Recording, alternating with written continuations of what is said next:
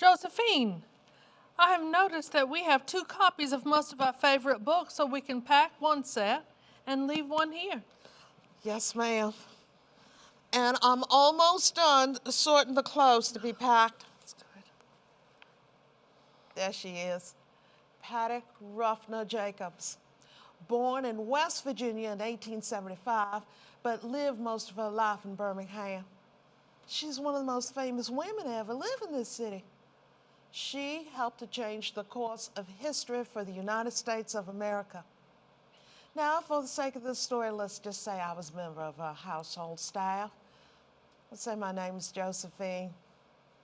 You won't find me in any history books, but you will find her. Oh, yes. Well, it appears we're making excellent progress with the packing. Oh, yes, ma'am. I just plan to keep at it. Now, back in 1920, there were thousands of people who loved her and adored her. And there were just as many people who were always hoping she'd get run over by a truck. Oh, yes, ma'am. I just plan to keep at it. That's good, very good. Oh, it occurs to me there's some things up in the attic that we should be packing. Oh, no, ma'am. Absolutely not. You just rest yourself, please. If you keep pacing around fretting, you're gonna wear yourself to a shadow. I suppose there's been no word. The minute some news gets to us, I'll let you know. I'm hoping they'll send a messenger to the door. All I know is, your friend at the newspaper said the minute he got the word, he'd pass it on to you. And he'll do it, too. I know he will. We have good friends here in Birmingham, Josephine. Valiant allies. Yes, ma'am, you do. That's the truth. Oh, I said we. They're your friends, too. I should have called a meeting. All of the ladies should have been here together, and so we could have gotten the news in one body and dealt with whatever happens. My ladies are having a meeting. They've made plans for it to turn into a party. Oh, Josephine, why didn't you tell me? I would have made sure you got to that party. Is it too late? You told me weeks ago that when this night came, you wanted me here with you. So here's why I am. I have no illusions, Josephine. Ma'am, come here just for half a minute. Now, you have worked for the past 10 years. You have worked yourself to the bone. You've gone everywhere you could go, and you'd lectured to every crowd who would listen. And some who wouldn't. You've written letters. You begged people for money. You put up with the insults and the gossip of men and women all over the country. And what happened as a result? It all comes to nothing after all of our hard work. No, Miss Jacobs. Say what we did. We put a bill before Congress. You say that like it was nothing. What kind of bill? You have to say it all. A bill to amend the Constitution to allow women the right to vote. An amendment to the United States Constitution. How many women have made that happen in the past? We'll never know, because history rarely records the deeds of women working behind the men who have all the power. I'm talking about women who went to Washington, D.C. to look the congressman in the eye one by one and to tell him, you know this is the right thing to do. You need to see it gets done. I did do that. Lord in heaven knows I did do that. And Congress approved it. All those men voting our way. You let them know that a nation that has men and women both voting is a strong nation. They heard you, Miss Jacobs. They heard you. They heard Susan B. Anthony and Elizabeth Cady Stanton. Oh, that was years before you came along. Those men who said no to Miss Anthony, Miss Stanton,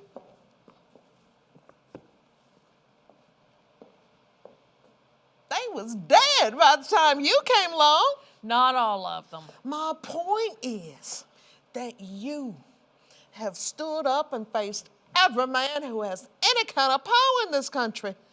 And if he said women had no business voting, you set him straight. So if there was ever a night to be happy and proud and confident of the best, that night is tonight. I've traveled all over this state, gathering signatures for petitions, making speeches, arguing with city mayors and our governor, and I'm exhausted. I've done all I can, and now all that is left for me is to wait. And no, I can't be happy and cheerful about that. I can't be happy that all my hard work ends with me waiting for men to decide what happens next for women.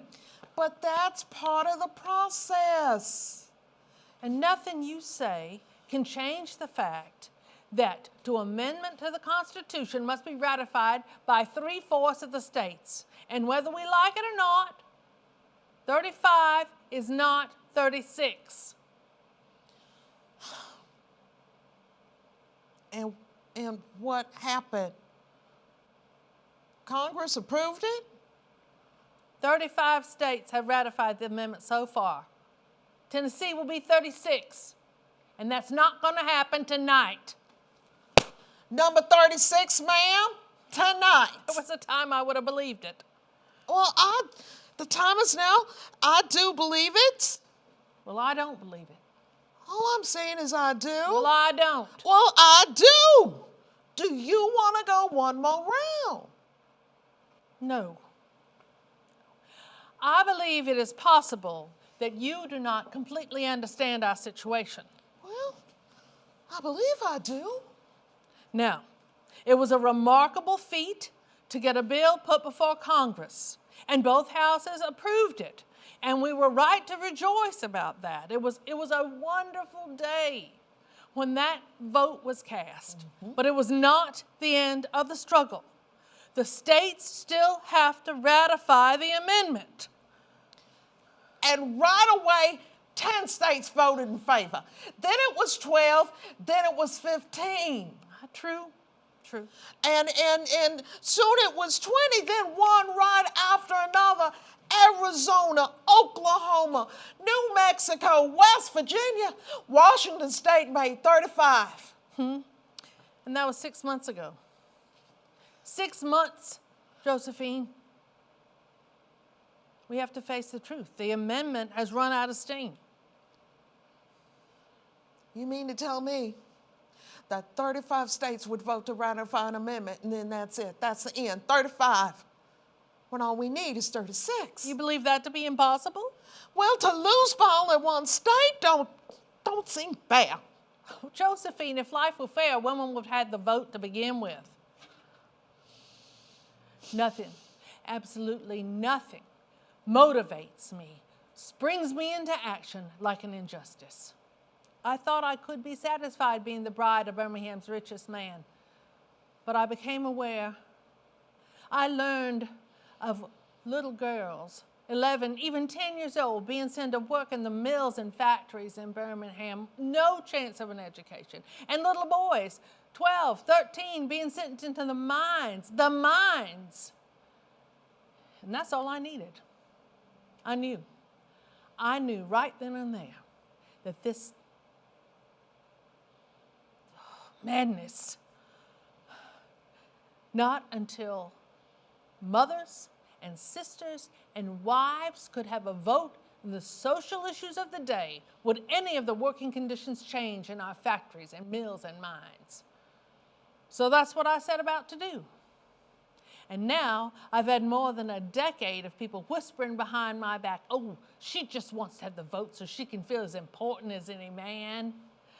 She just wants to feel like, yes, I do.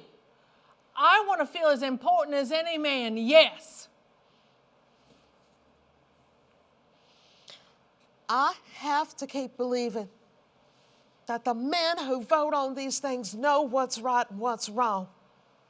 Even after Alabama voted no last September? Yes, because that didn't stop it. Another state legislature met today. They must have voted by now. We're going to hear any minute now how they voted. Yes, another state legislature did vote today. And where was that? Tennessee. Do you know many people from Tennessee? I'm not aware of any. There are many ignorant people in Tennessee. There are ignorant people everywhere, ma'am. No, I'm talking about people who believe that it's a waste of time for girls to go to school because as females, they should be married off at the age of 12 to some relative and start having as many babies as possible as soon as they can. Oh, I can't believe that everybody in Tennessee is like that. Tennessee is the birthplace of the Ku Klux Klan. And the Klan had no trouble taking root all over the South. I just can't get the idea that people are bad or stupid just 'cause they's from Tennessee. Of course, people from Tennessee aren't all bad. I know that. I lived there until my father died. And there are ignorant people everywhere. But for tonight, the point is, the amendment to the Constitution to allow women the right to vote is in the hands of the men of the Tennessee State Legislature. Tennessee. We have to face the truth. We fought hard, but we lost. We lost. I believe my watch is running slow. Straight up 9 o'clock, ma'am. 9 o'clock, still no word. That means it must come any minute. Or not at all. Oh. Have you finished? The trunk seems to be all packed. Yes, ma'am. I believe that's everything. Makes it really true. You're leaving me. I'm not leaving you, ma'am.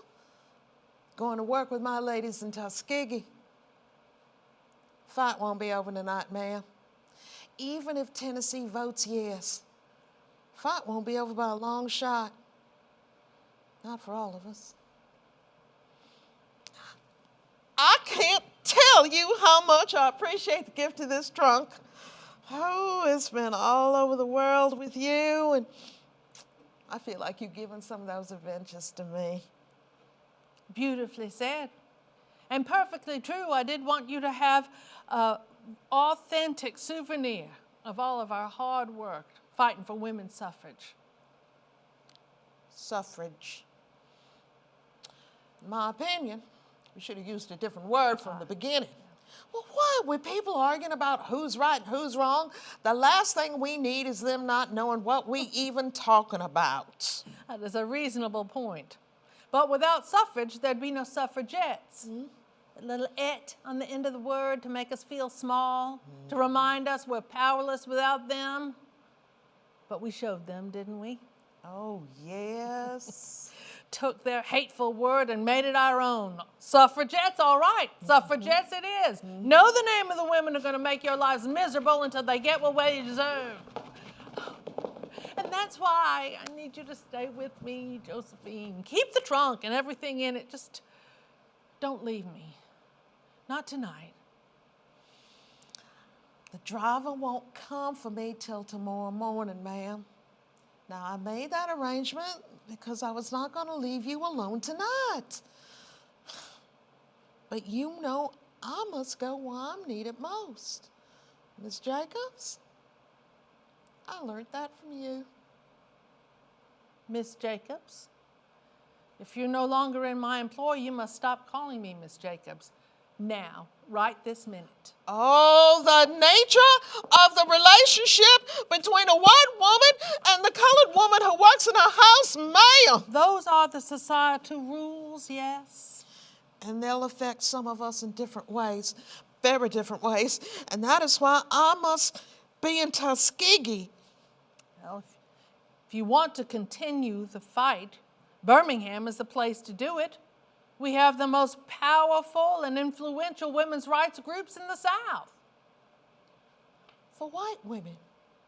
Yes, but that's good, because white women have more influence in the world than colored women. And that's part of the problem, Patty. Or You could come with me to Tuskegee.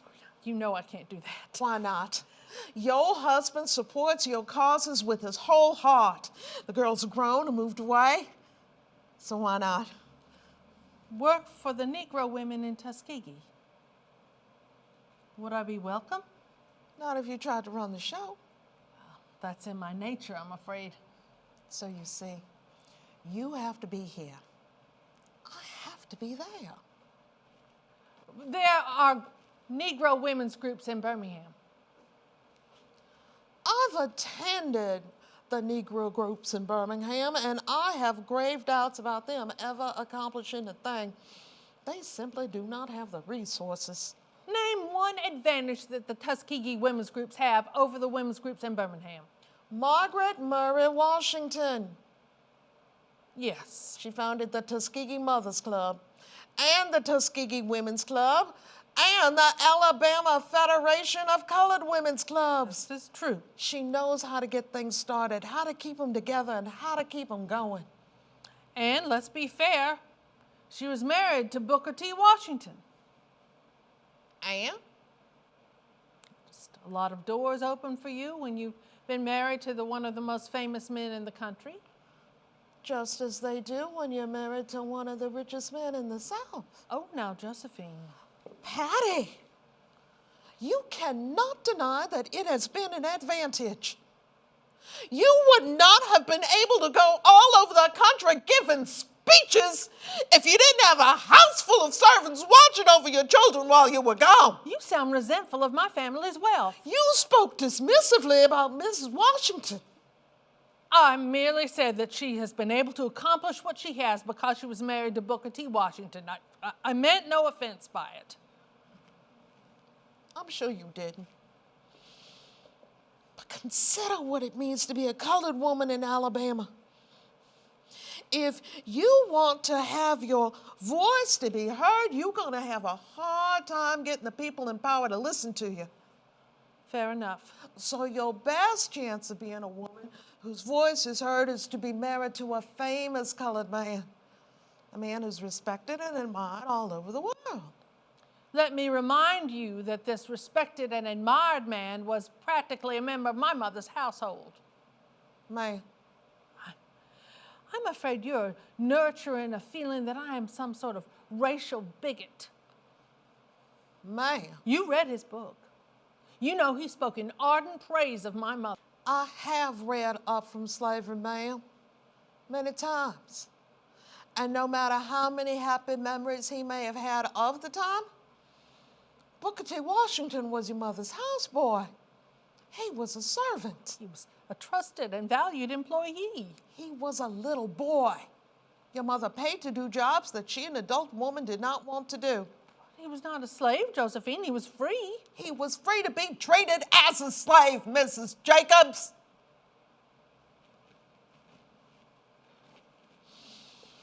There. Please, please.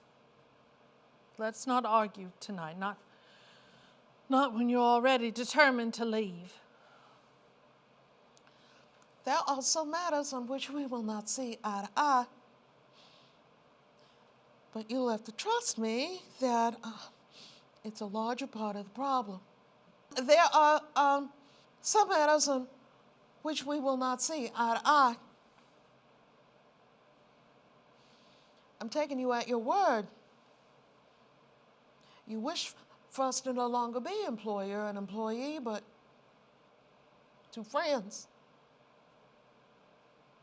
Two equals? Yes, that is what I want. So if there are matters you need to discuss in a manner which is indelicate, perhaps now is the time. Over the years, I've observed two kinds of racists. There are people who have racist beliefs and who know they do.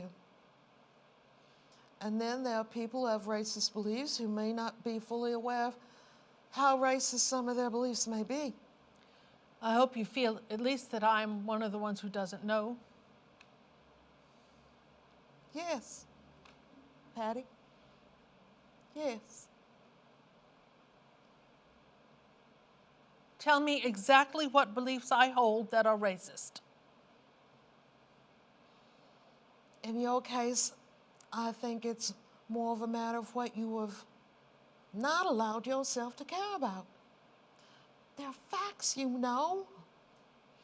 You have not attached meaning to them. Please, go on. I believe your telephone's going to ring any minute now, and you're going to get the word that Tennessee has voted yes, and women's right to vote will become federal law. I believe that, and it will fill my heart with joy, but there has to be room in my heart for the sadness I feel as well. Do you know why? No, I can't imagine. It's part of the problem. You view this moment in history from the perspective of a white woman for whom everything is about to change. But for colored women in the South, it ain't gonna make that much difference. You will have the legally protected right to vote in every election. I'll have the legal right, yes, but will I be able to use it? You will. And for some of us, the consequences. Oh, you're just gonna have to trust me, ma'am. I can't talk about this, but it's a larger part of the problem. The problem. It's easy for you to believe that our situation will improve overnight because you've never thought about what it's like to be one of us. It's not that you don't care or that you don't want to know, but you've never thought about it. Don't think that's entirely fair. Your husband is Harold Solon Jacobs.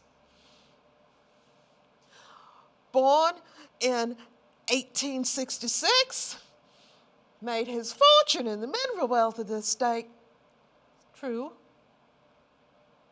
What's my husband's name? Mitchell. Michael. What's he do for a living? He's a manual laborer. Specifically?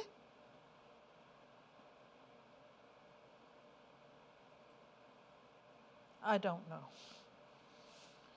Michael works the owl shift at the best of number 3 coal mine. Now, do you know who he voted for in the last election? Oh, now I'm not supposed to know that. He didn't vote for anybody. When he got to the poll, the white man in charge told him he'd have to pay a fee, a tax, just to get his name on the roll. And then after that, he'd have to pass a literacy test. Now, Michael has taught himself how to read. He can write a few words, enough to get by. But he turned around and he went home that day, as did almost every other colored man who went to the polls. Was he angry? Yes! Was he surprised? No. Because that's exactly what had happened in the election before that, and the election before that, and the election before that. But you will never have any difficulty passing a literacy test. And as for the poll tax, you can just... I will be prevented from voting. Too many people have told me too many different times that they were not polite about how they said it. And you don't believe I care about that? I believe you never thought about it until now. Protecting access to voting sites has been one of my principal causes. I understand. My life has been very different from hers. I went to Washington. I was able to literally go door to door to the congressman. And one of those fine, noble, dignified congressmen told me straight to my face he would do whatever he could to stop women from getting the right to vote. And if they got the right anyway, then he would do whatever he had to do to get them turned away at the polling place. You would break the laws of this land to prevent women from voting? He didn't blink. Steady as he can, he said, "Yes, madam, I would."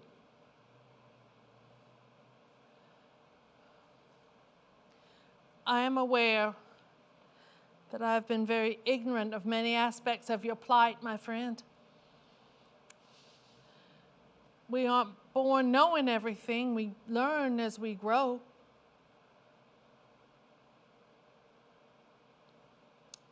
And that's good. That's the way it's supposed to be. And we have made many strides in recent years. You must see that. Yes, ma'am, Patty. But hear me when I say this. You talk about people fighting to keep a citizen from getting to a voting place.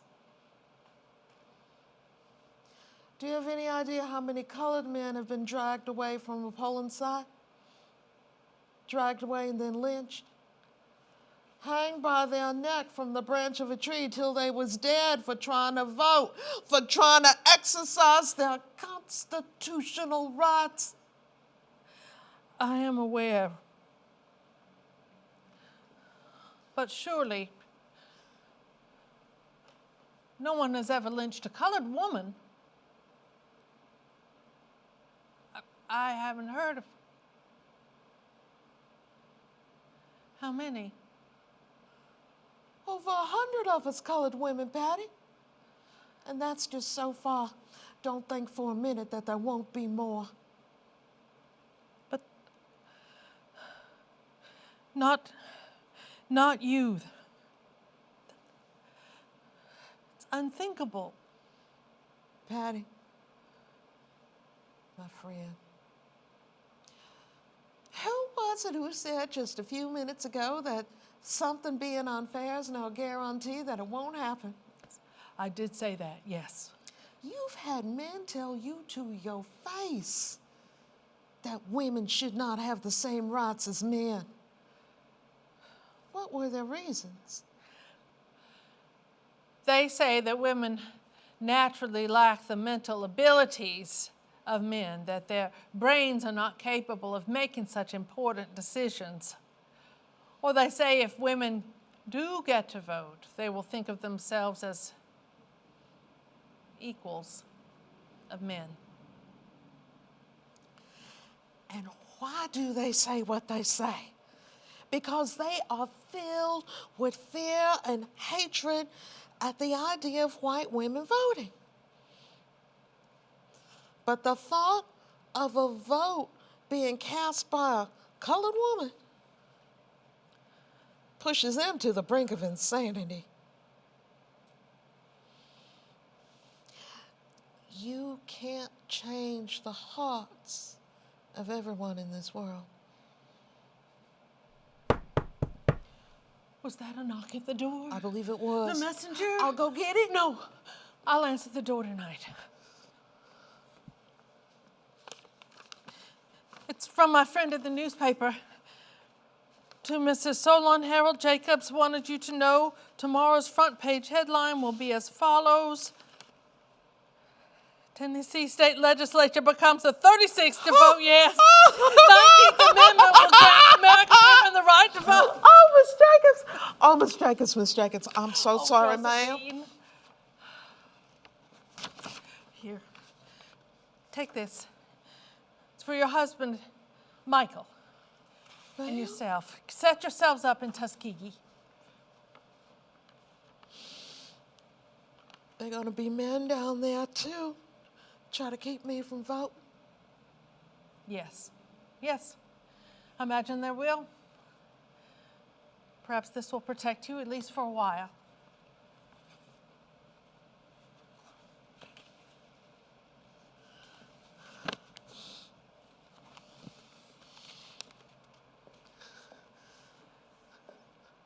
I admit I was wrong. Those men I didn't trust in Tennessee, they completed the causes for which I had fought for 10 years.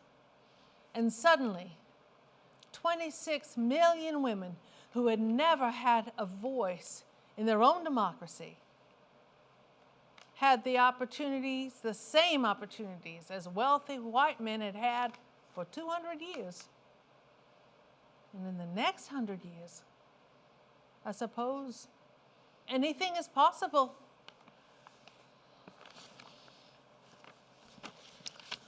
For years, doctors had warned Pattie Ruffner Jacobs that she was working herself towards a heart attack.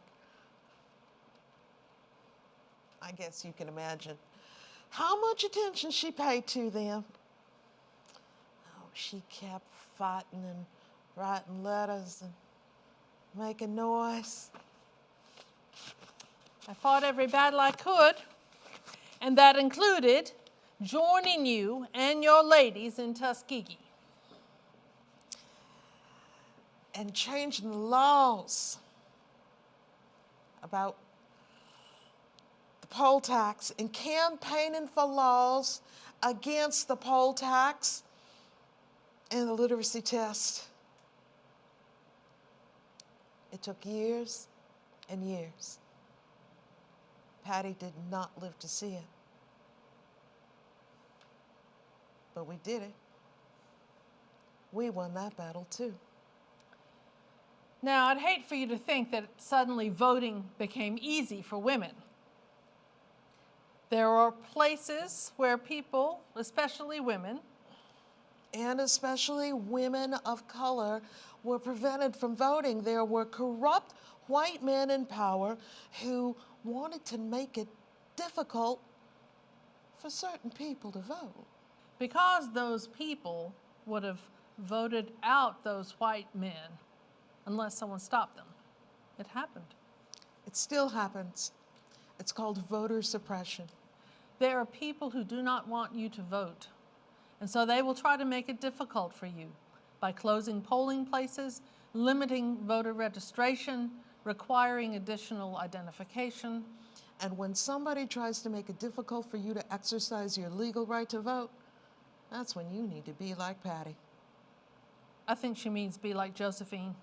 Keep pushing back. Keep knocking on doors. Keep making noise. Keep believing. Keep persisting. Keep looking out for each other.